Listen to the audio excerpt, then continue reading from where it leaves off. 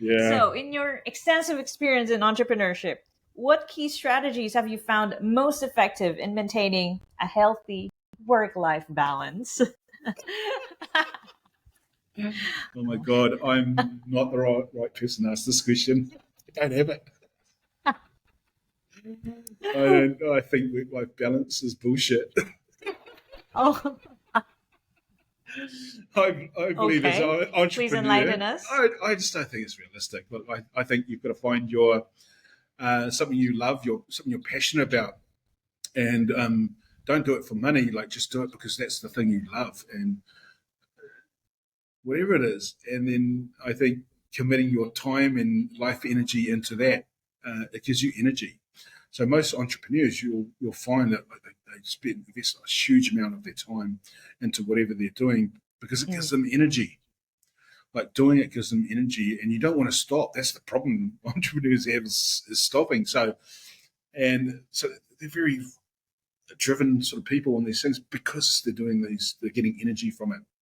So when you have something like that, it's making you happy, and you're striving, and you're doing something that you love doing. What else is there? Well, that's true. That's right. That one, I No, agree with that one. I'm kidding you. I don't have. I'm single, so I don't have marriage. And those that have a marriage, Travis is in the that market. this may not be applicable if you've got a wife at home and you're working all the time. So there are some things you can do, and I think one of the things that I've come to learn, which I underestimated, is SOPs, which means standard operation procedures. So what that is having, particularly for key areas or key activities, having a step. So it's like a step, like if you had a continuum, a line going one way, and you had different milestones or stages or steps along that line. Each of those steps requires an action or something to do and to overcome problem to overcome.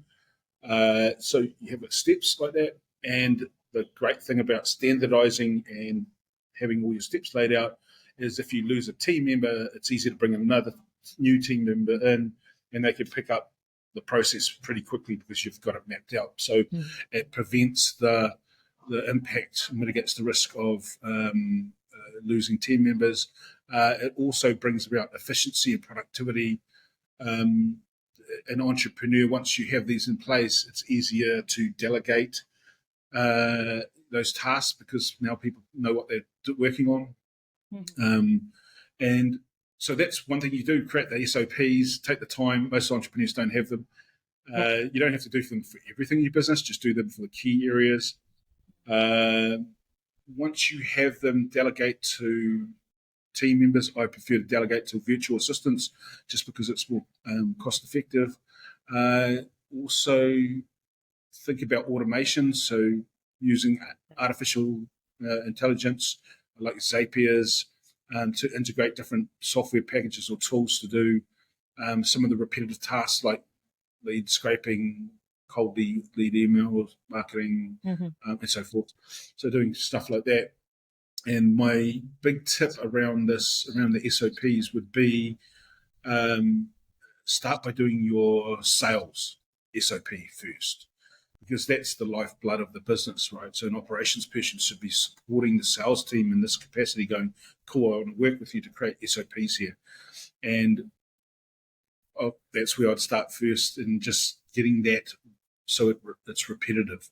Because the great thing about a SOP, if you think of it about all these inputs, these activities or things that we do, or resources that we commit to it, and at the end of it, we know what the output is going to be. So we're able to predict the output.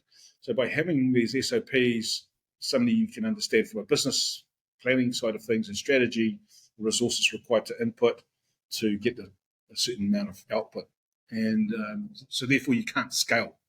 You can't scale beyond a certain level without SOPs.